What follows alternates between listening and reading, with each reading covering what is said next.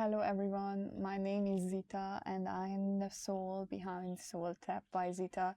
That is gonna be the name of my business once it's launched. Well, the title of my book chapter in Revolutionary Icons will be The Role of Law on the New Earth. And why did I choose this topic? Well, it's because as a child I've seen many unfair treatments, mostly by authority figures. And hence, I decided that I'm just going to end this. So I even completed the studies that were actually needed for this. So I have master's degrees in law and also in international relations. And when I left the faculty, with these hopes of like saving the world, achieving world peace with the help of the existing institutions. So I started to explore these existing institutions. I gained professional experience, and then came the scattered illusions. Overall, what I witnessed is that most of the times social injustice or wars is really not the fault of one person or just one single reason. It is more of a systemic or institutional problem. I absolutely wanted to include in my chapter also my favorite singer, Aya May, who sings about these topics. And I also wanted to mention Jason Shurka in my chapter, who is the spokesperson of the Light System organization. That is actually an undercover spiritual organization who is fighting for our rights. As per my experience that I collected throughout the years, I noticed that unfortunately even declarations of human rights or the Charter of Fundamental Rights, they are all drafted in a way that human rights can become conditional, despite the fact that, in my opinion, they are our birthrights. And also taking them to the next level, I would really like people to question actually that even though human dignity is also our also a fundamental human right, why is that it's linked or tied to the condition of having money? And what I mean by that is, for example, the cost of living, which just in itself, the expression itself is an oxymoron. So the cost of living is so high because we have to pay for our fundamental rights as well, such as the water consumption, electricity consumption, having a shelter, or even some amount of food consumption.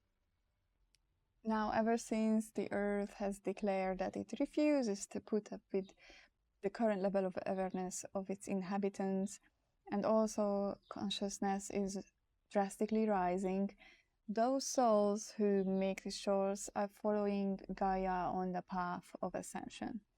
Hence, I started to wonder, what will be the future of law, like in this context, and how could I reimagine laws, and are they needed at all? As a matter of fact, I would really love to be among the people who design the future legal systems for the new Earth, because I do believe they have to undergo some serious reforms.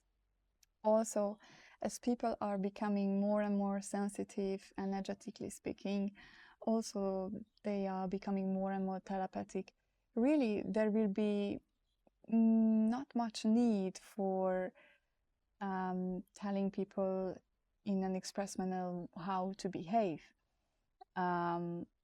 Also, people will have an inner knowing as to where does one person's freedom start and where does my freedom end in order to live peacefully together.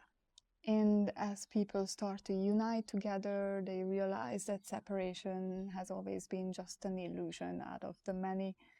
Um, they will certainly unite under the frequency of love as opposed to the frequency of fear that is currently dominating our planet, unfortunately. So, what is holding us back really to shift collectively to the new Earth? Well, besides the fact that much of darkness still has to come up to the surface in order to be seen by the light, I would say that the main reason is the frequency of fear that is keeping many of us in this oftentimes uncomfortable place. Therefore, to me, tackling fear from the perspective of soul evolution is primordial. And I would like to share with you a practice inspired by the spirit guides of Salvatore Rachele that you can try out yourself while you're laying on the bed or sitting comfortably, not driving.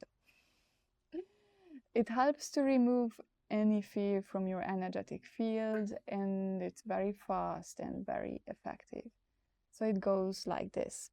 The first step is that you identify one specific fear that you would like to target with this practice. It can be a big fear or a small fear, it really doesn't matter. The second step is that you relax your body by taking a deep breath, really taking it into your lung, let it go. Take it in again through the nose. Breathe out through your mouth. And one more time.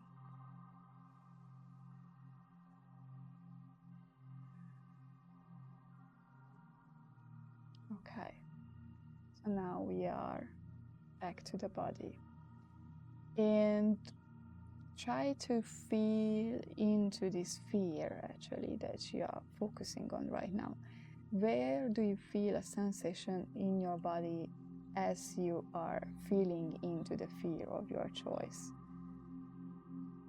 Is it maybe your throat? Is it maybe your leg? Or is it somewhere maybe in your stomach? Once you manage to pinpoint the location of the fear in your body, feel into the part of your body and continue breathing deeply.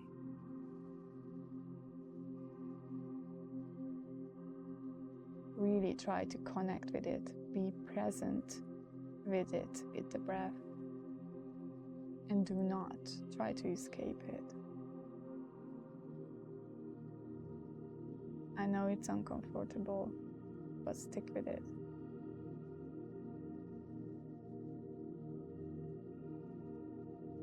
You can also inquire it, like you can ask yourself, does it have maybe a color, this fear? Does it have texture? And you just continue breathing deeply to the area of your body where you feel this fear. Also, let the sensation, the fear, grow. Do not hold it back. And just continue breathing into it.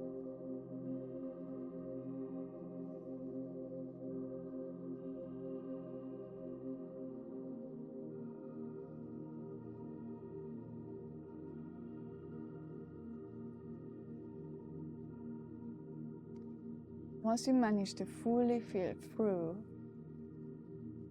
the fear itself and breathe through it, I invite you to ask your higher self to remove this fear from you.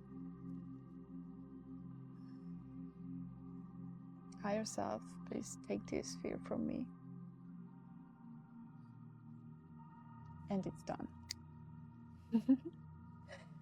So I hope you enjoyed being with me and see you next time.